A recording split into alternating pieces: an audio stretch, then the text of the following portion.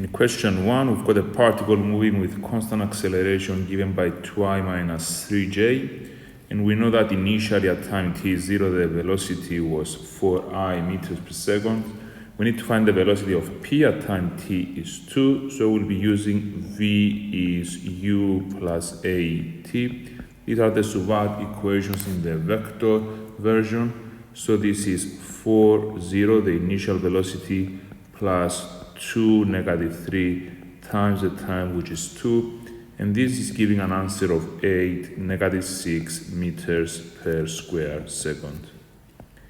In B, we are told that initially the position vector was I plus j, and we need to find the position vector after 3 seconds. So we will start by saying that the position vector r is given by the initial position vector plus ut plus a half at squared. All of these hold true provided that the acceleration is constant. So this is 1, 1 plus 4, 0 times 3 plus a half times 2, negative 3 times 3 squared, which is giving me 1, 1 plus 12, 0 plus 9 minus 13.5, which is giving an answer of 22 minus 12.5 meters. In question 2, we've got this small stone A with a mass of 3m, which is attached at one end of the string. We've got the other stone B with a mass of m attached to the other end of the string. The plane here is rough, so we've got friction here. So this is a keyword we need to be careful with. And the tan of alpha is 3/4. We've got the pulley. The pulley is smooth. And we've got a diagram showing all the information here. We are told that the coefficient of friction between A and the plane is a 6. So mu is a 6. And we release stone A from rest and it goes down the plane. And we need to write down an equation of motion for A.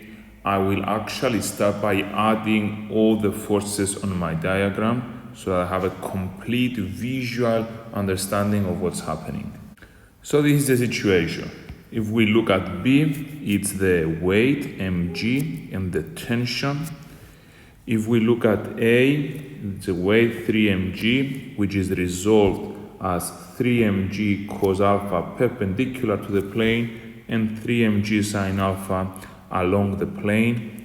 We've got the reaction here, 3mg cos alpha, and then along the plane pointing up, it's the tension, and then the frictional force, which is mu times the reaction force. We've got that A goes down the plane, so acceleration is pointing that way, and B has to go up. So this is all the forces added on the diagram, so we've got a clear understanding of what's going on. So to write down an equation of motion for A, we start by saying, considering A, we've got that forces acting down the plane, which is 3mg sine alpha, minus forces acting up the plane, which is T minus mu times 3mg cos alpha, is equal to mass times acceleration. So this is the equation of motion for A. It makes sense now to draw a triangle to have alpha. We've got tan alpha is 3/4. It's a 3, 4, 5 triangle. This means that sine alpha is 3/5 and cos alpha is 4/5. So in part B, we need to show that the acceleration of A is a 10th g. So I will go to this equation here and substitute what I know for mu and sine alpha and cos alpha. We get that 3mg times 3/5 minus t minus a 6th times 3mg cos alpha, which is 4/5, is equal to 3ma.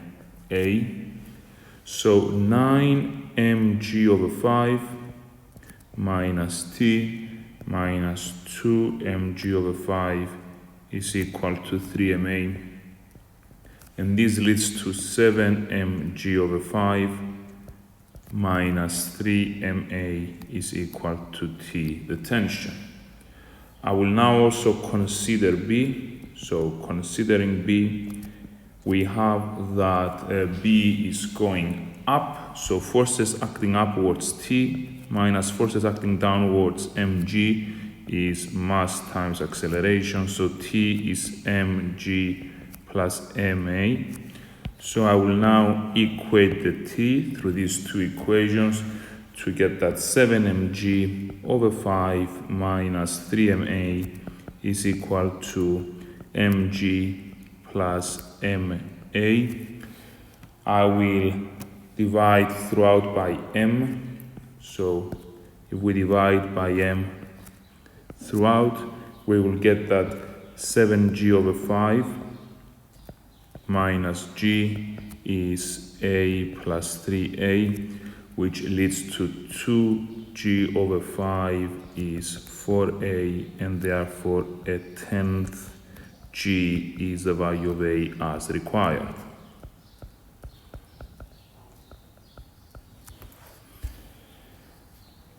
In part C, we need to sketch a velocity time graph for the motion of B from the instant when A is released to the instant when B reaches the pulley, explaining our answer. So we know that throughout this journey, B starts from rest and it experiences a constant acceleration. So I will draw my vertical axis and my horizontal axis here. So this is velocity in meters per second, and on the horizontal we've got the time in seconds. We know that since B is released from rest, it starts from rest, and the straight line will start from the origin, and it's going to be a straight line as it has constant acceleration throughout. We know that in a velocity time graph, the gradient is the acceleration, so the gradient here is a 10th g. We don't have to state this, I'm just saying it here. So we need to explain why the graph looks like this, and I'm just gonna say that B starts from rest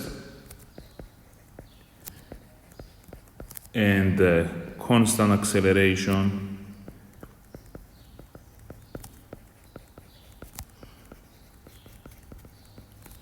throughout the journey.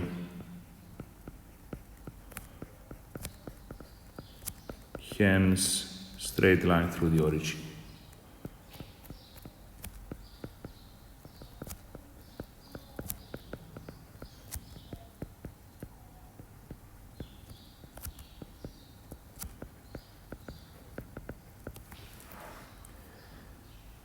In reality, the string is not light, and state how this would affect the working in part B. Well, if the string is not light, it means that we would have to take its mass into account, and the tension on A would be different from tension on B.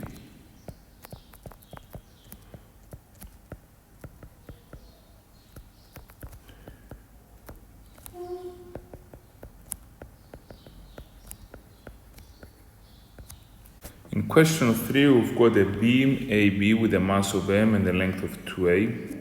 It rests in equilibrium. A is on rough horizontal ground, so once more the word rough means we've got friction, and we've got B against a smooth vertical wall. The word smooth here means that we've got no friction. The beam is inclined to the horizontal at an angle theta. The coefficient of friction between the beam and the ground is mu. And we are assuming that this is a uniform rod, and therefore the center of mass is at the middle, and it's resting in a vertical plane perpendicular to the wall, and we need to show that mu is greater than or equal to a half cot theta. So I will actually start by adding all the forces acting here. So these are all the forces that are acting. We've got first of all the weight here, mg, halfway through, so this distance is a and this distance is a. We've got reactions at B and A, and we've got friction here, which is stopping the ladder from slipping down and coming down. So this is held in equilibrium, the whole system is held in equilibrium, so we can start by saying that the downward forces and the upward forces are the same, and then forces to the left is equal to forces to the right. So I will start by just stating this. We've got that mg is equal to Ra and F is Rb, and then I will take moments about A. Remember that when we take moments, it's the perpendicular distance times the force acting. So if I take moments about A, the good thing is that I eliminate the effect of any forces acting on A, and the only two forces I need to consider is mg and Rb. Mg, if I extend it, it's acting in a clockwise fashion, and the distance, the perpendicular distance to which it's acting is this one here, which is A cos theta. And for Rb, if I extend the arrow, we see that the perpendicular distance is here, which is simply 2A sine of theta. So when we take moments, we equate the clockwise to the anti-clockwise moments, and we calculate the product of the distance and the force acting. So we've got A cos theta times mg, this is the clockwise moment, is equal to 2A sine theta times Rb. The first thing I will do is get rid of the A, and then it also makes sense to divide both sides by cos theta to get that mg is equal to 2 tan theta Rb. This means that I could say that a half mg cot theta, because I divided both sides by tan theta, is equal to Rb, which we said is equal to F. So this is equal to F. So we're looking at the half mg cot theta is F, and we know that the frictional force is less than or equal to the maximum frictional force, which is equal to mu times Ra. This means that a half mg cot theta, what we found for F just above, is less than or equal to mu times Ra, which is mg. The mg will cancel out on both sides, and we are left with a half cot theta less than or equal to mu as required. It's a common mistake for people to be setting the frictional force to be mu times the reaction. However, this will only be the case if we are in limiting equilibrium or if we've got motion, which means that we have consumed the maximum available frictional force. Then we've got a horizontal force of magnitude kmg, where k is a constant applied to the beam at A. This force is acting in a direction perpendicular to the wall and towards the wall. We now have that tan theta is 5/4 and mu is a half, and the beam is in limiting equilibrium, which means we have reached the maximum frictional force. And we need to use this model to find the value of k. So I'll have to start by revisiting my diagram to add the forces acting. The frictional force is no longer there.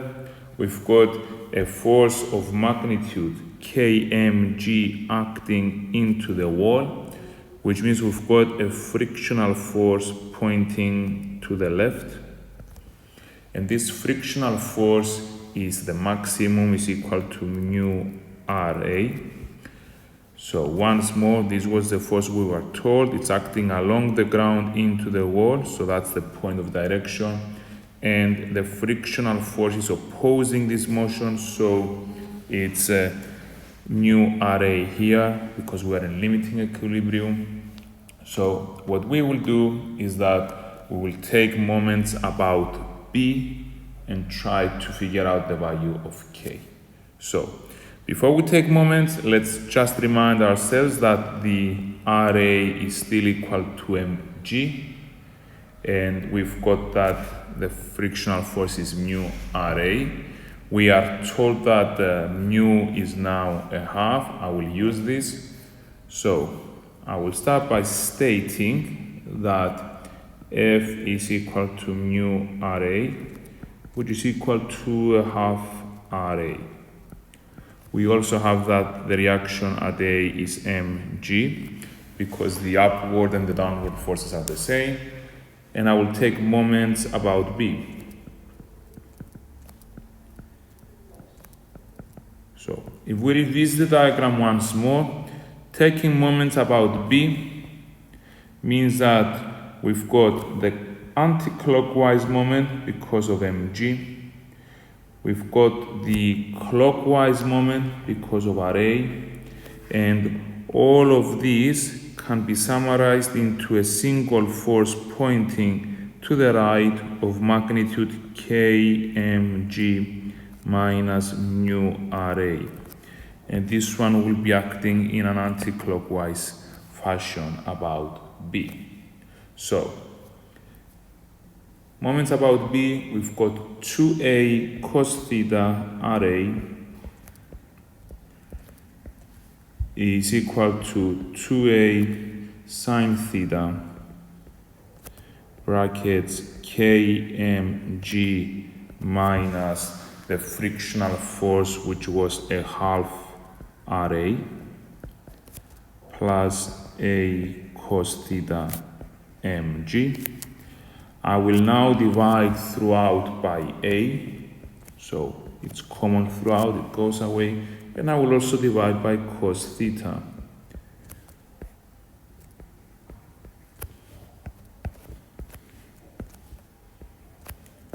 So dividing throughout by cos theta will give me tan theta, so this means that 2RA is equal to 2 tan theta kmg minus a half RA, and the RA is mg plus mg.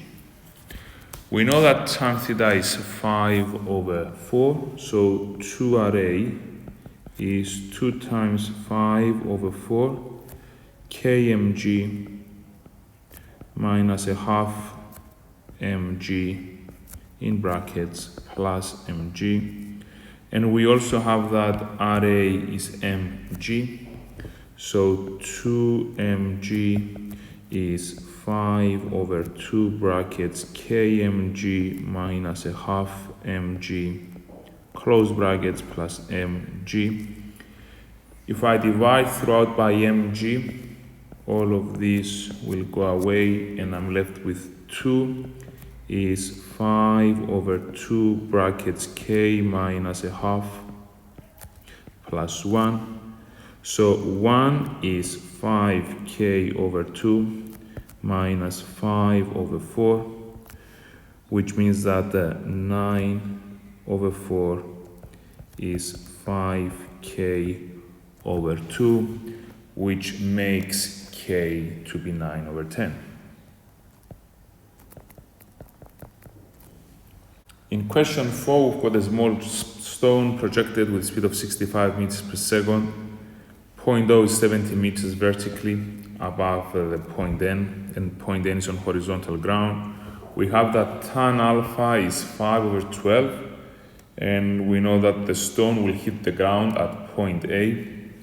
We are modeling the stone as a particle moving freely under gravity, and we are told to use G to be 10 meters per square seconds, not the usual 9.8. And we need to find the time taken for the stone to go from O to A. I will actually start this projectile question by resolving the velocity of 65 meters per second at an angle of alpha above horizontal. So there it is. The horizontal component is 65 cos alpha and the vertical component is 65 sine alpha. We know that throughout this journey, the horizontal component remains the same. It's not affected. There is no gravity or any other acceleration acting along this direction. However, the vertical component will experience acceleration due to gravity. So considering the vertical motion, I will say that the vertical displacement is the initial speed in the vertical direction times t plus a half at squared. So it's 70 meters below its launching point, so minus 70 is the displacement. Uy is 65 sine alpha times t plus a half. Well, the acceleration is negative 10 because it's opposite motion times t squared. I will also draw a right angle triangle here. We've got alpha, and we are told that tan alpha is 5/12. So this is a 5, 12, 13 triangle, which means that cos alpha is 12/13 and sine alpha is 5/13. I will now say that minus 70 is 65 times the sine of alpha, 5/13, times t minus 5t squared, which means we've got minus 70 is equal to 25t minus 5t squared, and therefore 5t squared minus 25t minus 70 is 0. I will divide everything by 5 to get t squared minus 5t minus 14 is 0, which factorizes nicely into t minus 7t plus 2. This gives me solutions of t is 7 seconds or t is negative 2, which is of course rejected as it is not valid. So the time to hit the ground is 7 seconds. In B, we need to find the speed of the stone the instant it hits the ground here. So I know that the component in the horizontal direction will still be 65 cos alpha, and I could try finding the component along the vertical. We need to find the speed here, so we need to find the magnitude of the velocity. So let's see what we get in B. We've got the component of the velocity in the x direction is 65 cos alpha, which is 65 times 12/13, which is 60 meters per second. Now, in the y direction, Vy, I will use Uy plus At, which is 65 sine alpha plus negative 10 times 7, which is the time of flight. We have that sine alpha is 5/13 minus 70, and this gives an answer of minus 45 meters per second, and therefore the speed will simply be the Vx squared plus the Vy squared square root, and this gives an answer of 75 meters per second. In C, we need to state another limitation apart from ignoring air resistance that could affect the reliability of our answers. So we have been told to use G to be 10. We know that there are more accurate values we could have used, and this is of course affecting the reliability of our answers. So in C, I would simply say that using G is 10 instead of a more accurate value like 9.8.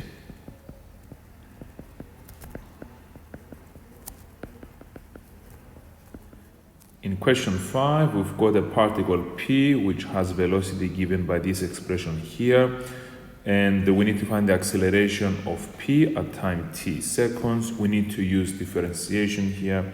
We know that if the velocity is given in vector form as 3t to the half minus 2t, then the acceleration will simply be the derivative of velocity with respect to time. So this is giving us 3 over 2 t to the minus a half minus 2 meters per second squared. Notice that the acceleration is not constant with time, so Suvad equations cannot be used here.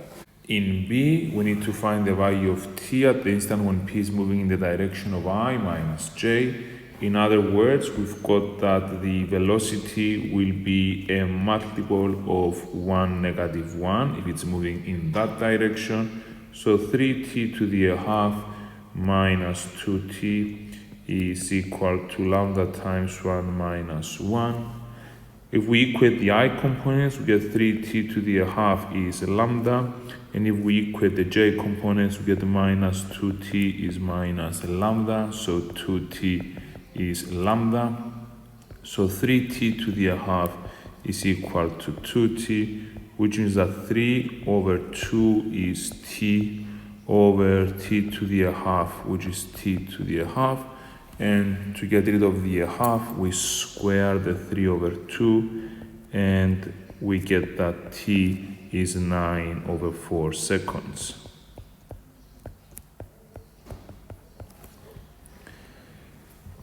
We are then told that at time t seconds, the position vector is r, and when t is 1, r is negative j, and we need to find an expression for r in terms of t.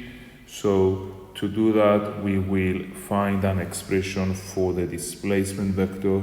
So r is the integral of v dt, which is the integral of 3t to the half minus 2t with respect to t. So we increase the power by 1, divide by the new power. Similar with the minus 2, giving me minus 2t squared over 2, plus a constant of integration, which is given in vector form. This simplifies to 2t to the 3 over 2 minus t squared plus c. And we know that when t is 1, r is 0, negative 1. So this means that if I substitute t is 1 here, I will get 2 negative 1 plus c. And this means that the vector c is negative 2, 0. So we will give a complete answer by saying that the position vector r is given by 2t to the 3 over 2 minus t squared plus negative 2, 0, and that's meters. In D, we need to find the exact distance of P from O when we are moving with a velocity of 10 meters per second. We know that the speed is the magnitude of velocity.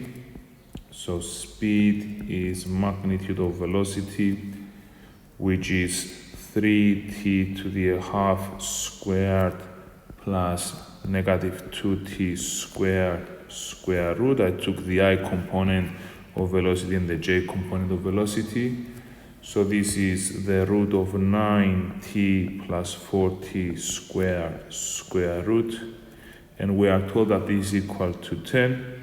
So I will square both sides to get 9t plus 4t squared is 100, which means that 4t squared plus 90 minus 100 is 0. This factorizes into 4t plus 25 t minus 4, and we see that either t will be negative 25 over 4, which is of course rejected as it is not valid, or we get that t is 4. So we know that after 4 seconds the speed is 10 meters per second, and we need to find the position vector after 4 seconds. So when t is 4, the position vector is given by 2 times 4 to the 3 over 2 minus 4 squared plus negative 2, 0, which is 16, negative 16 plus negative 2, 0, which is 14, negative 16 meters.